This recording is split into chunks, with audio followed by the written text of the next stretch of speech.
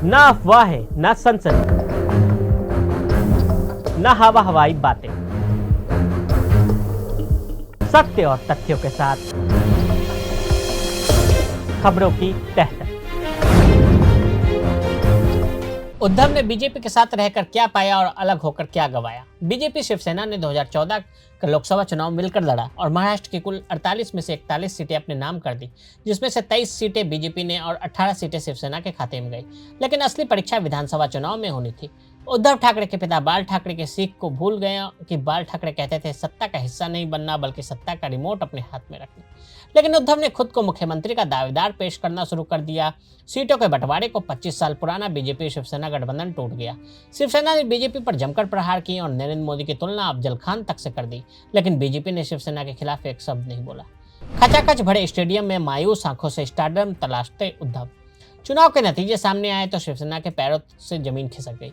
122 सीटों पर कमल खिला था, जबकि शिवसेना 63 सीटों पर सिमट कर रह गई। सवाल यह था कि बीजेपी किसके साथ मिलकर सरकार बनाए।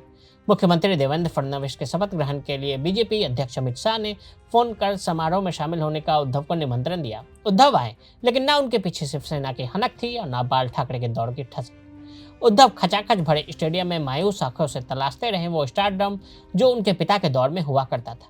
वानखड़े स्टेडियम में जो नजारा उद्धव ने अपनी आंखों से देखा, उसे यह एहसास तो करा दिया कि शिवसेना को या तो गुजराती अमित शाह के इशारों पर चलना है, या कमांडर नरेंद्र मोदी के दिखाए राह पर, या तो पवार की हथेली पर नाचना है, या फिर इन सब से इतर शिवसेना को फिर से खड़ा करना है, जो कभी सपना 5 दशक पहले बाला साहब ने देखा था। 2019 में महाराष्ट्र की राजनीति में हुआ नया प्रयोग। वक्त बदला और साल 2019 में शिवसेना और बीजेपी ने साथ मिलकर लोकसभा चुनाव में परचम लहराया, लेकिन विधानसभा चुनाव में सीटों के मतभेद के बाद भी लड़कर अलग हो गए।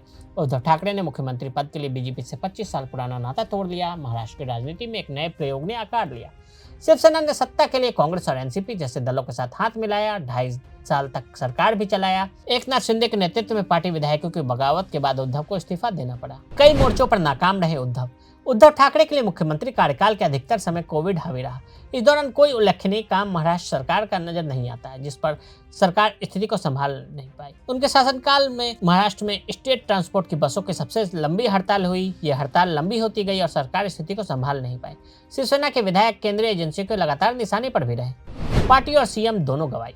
जून 2022 में शिवसेना में ही फूट पड़ गई। एकनाथ शिंदे महाराष्ट्र की राजनीति में एक ऐसा किरदार, ठाणे की गलियों में रिक्शा चलाने से लेकर ठाकरे परिवार के बाद शिवसेना में सबसे शक्तिशाली नेता बनते हुए न केवल उद्धव को कुर्सी से हटाया, बल्कि बाला साहब की विरासत को आगे बढ़ाने वाले बताते हुए पार्टी पर कब्जा भी जमाया और खुद महाराष्ट्र के सीएम की कुर्सी पर काबिज हो गए।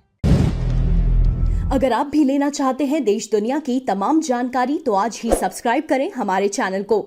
साथ ही नीचे दिए बेल आइकन को जरूर दबाएं ताकि हर अपडेट आप तक पहुंच सके।